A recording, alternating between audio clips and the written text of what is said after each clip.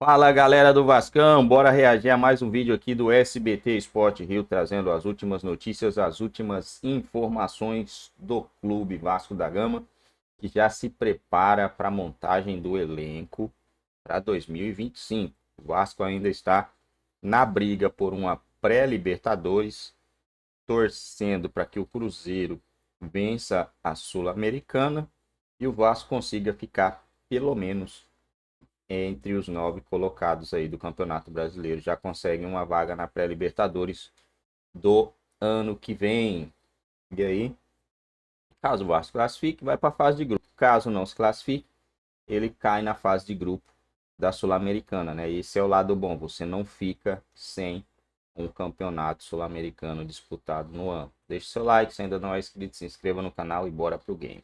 Olha aí, ó, no Vale, aliás, escreveu uma carta muito bonita, o Adriano. Olha aí, no Vasco, uma ótima notícia. O Paulinho foi liberado. O Paulinho Paula, gente, lembra? Ele foi liberado pelo departamento médico e pode voltar ao Cruz Maltino. Rodou. Um retorno cada vez mais próximo. Paulinho foi liberado pelo departamento médico do Vasco e já está participando normalmente dos treinos. Totalmente recuperado de uma ruptura do ligamento cruzado do joelho direito, o jogador vive a expectativa por um retorno gradual ao elenco do técnico Rafael Paiva.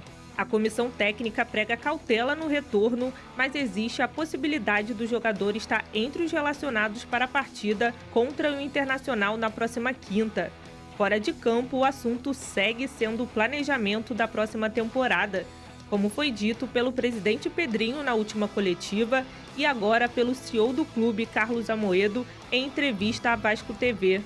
Que o Departamento de Futebol do Vasco já está trabalhando na montagem do elenco do próximo ano. Todas as análises de avaliação do elenco atual, das carências e das necessidades de reforço para o próximo ano já estão sendo estruturadas e definidas e, com certeza, nós estamos bastante atentos porque o processo de reestruturação financeira do Vasco tem relação de causa e efeito com o bom desempenho desportivo. Então, nós, embora estejamos num processo de reestruturação financeira do Vasco, não descuidaremos da nossa atividade fim, que é o futebol. Então, o nosso torcedor pode esperar, sim, que nós vamos trabalhar com bastante intensidade e seriedade na formação de um elenco forte e competitivo para o ano de 2025. E o Carlos disse que já está buscando reforços para a próxima temporada, Lucas Pedrosa.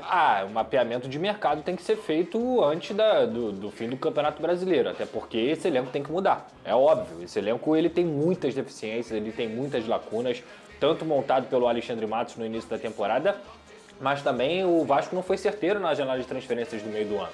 Tem muitas coisas aí a melhorar. E aí você tem reforços internos também, né? Que são os casos do Jair, que já voltou a jogar e é um cara que tem que ser preparado para 2025. O próprio Paulinho, que tem a chance de ser relacionado para a partida contra o Internacional. E o próprio Felipe Coutinho, cara, que é um jogador que vai ter uma pré-temporada para poder se preparar realmente e ficar fisicamente bem. Mas assim, o Vasco precisa claramente de pelo menos 2 zagueiros de alto nível, mais um primeiro volante, pelo menos 2 pontas, porque o Vasco da Gama tá sem o Adson e seu David. O Adson até volta antes, mas o David só volta no ano que vem, na mesma situação do Paulinho e do próprio Jair. Então tem muitas lacunas aí. É coisa de enxugar 10 jogadores e contratar 10 jogadores. O Vasco até enxugou bem, né? Exato. Assim que entra o... Praxedes, Zé Gabriel. Enxugou bem, né? Enxugou bem. Foi muito bem nesse alívio de folha salarial. Mas as chegadas deixaram muito a desejar. Então eu acho que o Carlos Amoedo e o Pedrinho, e o Felipe, o Marcelo Santana, eles já têm que fazer esse estudo mesmo, tem que mapear o mercado, porque espinha dorsal tem.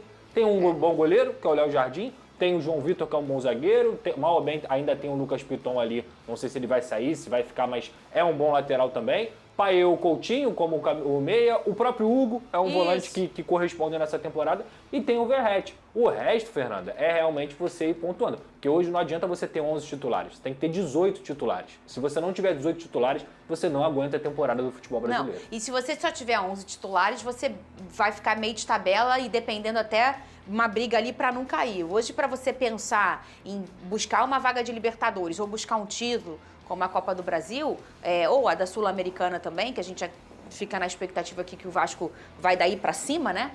O Vasco tem que pensar realmente isso, por conta do calendário, de tudo que nós já experimentamos, tendo esse calendário que não vai mudar, e pelo que a gente viu, vai piorar, começando em março, o Campeonato Brasileiro. O que a gente sabe, Veni, é que precisam ter 18 caras. 18 caras bons E aí, o resto você vai tentando se virar. Agora, vai ser a primeira vez que a gente vai ver aí o Pedrinho e toda a sua comissão começando uma temporada. Porque o Pedrinho chega para retocar o que a 777 deixou. Agora ele vai ter tempo, agora nas férias e tudo mais, para organizar um Vasco pensando em 2025, Veneno. Pois é, Pedrinho e seus pares, eles terão que fazer um trabalho muito minucioso aí no mercado de transferência, porque não é fácil. A gente está falando de um Vasco que não vive uma situação financeira tranquila para poder fazer contratações de peso e reformular o elenco inteiro. Não vai ser isso. Eu acho que agora eles colocarão o trabalho deles à prova para poder fazer isso. Por exemplo, se o Vasco for para uma Copa Sul-Americana, eu não acho nenhum absurdo o Vasco pensar no título da Copa Sul-Americana de 2025. A gente pôde ver um Corinthians que estava cambaleando aí, outro dia brigando na zona de rebaixamento. Chegou à semifinal. O próprio Cruzeiro, que está na final da Sul-Americana, não faz uma boa temporada, uma temporada extremamente irregular. Então eu não vejo nenhum absurdo, caso o Vasco vá de fato para a Sul-Americana, pensar no título internacional, porque querendo ou não, é um título internacional, dá mais visibilidade, enfim. Mas o Pedrinho, ele não vai ter vida fácil nesse mercado de transferência, não. Pedrosa, a gente sabe que o dinheiro é importante no futebol. Sim. Mas a gente chegou num momento do futebol que você precisa ter dinheiro, sim. Organização financeira, principalmente. Mas você precisa ser profissional acima de tudo. Claro. E quando eu falo profissional, eu falo no cenário mais invisível do futebol. Eu tô falando de scouts, de números. Você consegue montar um bom time hoje com jogadores mais baratos, mas desconhecidos no mercado, com toda a tecnologia de números que hoje os profissionais, se você tiver um bom profissional disso, como o Botafogo fez em 2023, você muda o cenário do seu futebol gastando um pouco menos do que o natural. O maior exemplo disso, eu vou tirar o Botafogo, que é um exemplo disso, mas tem uma injeção de dinheiro muito grande. Eu exalto sempre o trabalho do Botafogo, mas no Brasil não tem exemplo maior do que isso do que o Fortaleza. A folha salarial do Fortaleza é de 8 milhões de reais, gente. E o Fortaleza é o terceiro colocado do Campeonato Brasileiro. Isso é um trabalho que tem que ser, tem que bater palmo o tempo inteiro. Mas isso também começa quando você tem o quê? Um grande treinador. O Vojvoda é um cara que consegue não só montar o seu elenco, mas também aproveitar o máximo dos seus atletas. E o Fortaleza é o maior modelo que o Vasco pode poder seguir. Porque o Vasco vai ter uma temporada, a princípio, quando não tem um novo dono, de recursos escassos. Hoje, a folha salarial do Vasco chegou a ser 17 milhões. É mais do que o dobro do Fortaleza e o Vasco estava brigando para não cair em algum momento do Campeonato Brasileiro. Então isso é falta de quê? De competência. Dinheiro não faz competência no futebol. O dinheiro ajuda. Se você não for competente, você não consegue ser efetivo. Então, eu acho que o modelo que o Vasco pode seguir é um Fortaleza que tem uma boa saúde financeira, um bom elenco competitivo e um grande técnico. O Vasco precisa de um grande técnico, não precisa ser o mais badalado, mas um grande técnico para 2025. Muito bem. E a situação do Flu, hein, com a vitória do Atlético Paranaense se complicou. Meus amigos, situação do Vasco em questão de rebaixamento confortável, em questão de Libertadores, precisa acontecer muita coisa, né? Vasco que nos seus últimos jogos não vem bem. Na verdade, não dá para falar que não vem bem, né?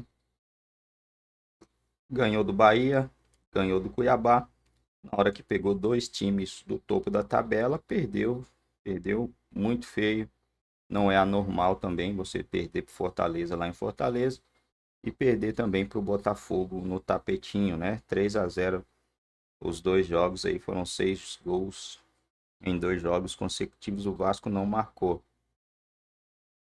Agora é olhar para frente e tentar essa vaga de Libertadores ou pré-Libertadores nos próximos jogos. Para isso, o Vasco precisa de uma vitória diante do Inter. Vitória diante do Corinthians, para mim, ela é algo assim surreal, né? Vamos ser sinceros. Surreal vencer o Corinthians na Neoquímica Arena. Porque tem aquele tabu e tem a bola que o Corinthians começou a jogar a partir de agora. Mas o Vasco tem 4 jogos vencíveis, na minha opinião. O Inter, agora difícil, mas é um jogo em casa.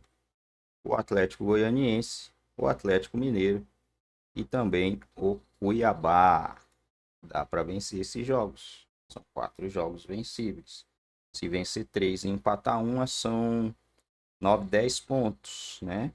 Se o Vasco fizer 10 pontos nesses 5 jogos, ele vai a 53 pontos. 53 pontos eu acho que garante aí Eu acho, né? Um nono lugar. Deixa eu olhar aqui os outros campeonatos. Inter ano passado ficou com 55 em nono. 2022, o nono ficou com 54. Ixi.